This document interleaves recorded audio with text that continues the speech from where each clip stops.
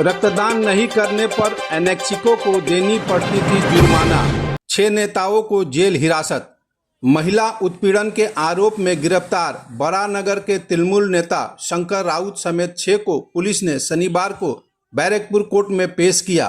उनके खिलाफ अवैध रूप से रोकने, जबरन वसूली, घर में घुसकर हमला, मारपीट, स्नैचिंग समेत बीएनएस की कई धाराओं के तहत पुलिस ने मामला दर्ज किया है।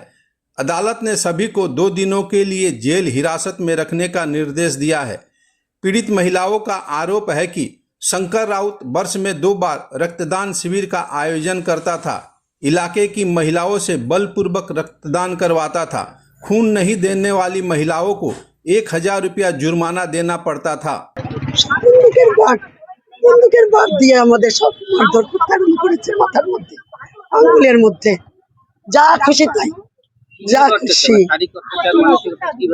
শারীরিক যেইভাবে অত্যাচার করে, শারীরিক অত্যাচার করে, মানসিক যেইভাবে অত্যাচার করে, সব রকম ভাবে অত্যাচার করে শঙ্কর রাউত। রক্তদান শিবিরে কি হতো? রক্তদান শিবিরে 1000 টাকা করে দিতে হবে যদি রক্ত না দাও। রক্তদান শিবির কি স্বেচ্ছায় রক্তদান, তাই তো? রক্তদান স্বেচ্ছায় রক্ত শিবির, সেটাকে কি করেছে? রক্তদান হচ্ছে শঙ্কর রাউতের অনেক ক্যান্ডিডেট কি করে, শঙ্কর রাউত হচ্ছে যে অসুস্থ থাক, বিছানায় শয্যাগত থাক, রক্ত দিতে হবে।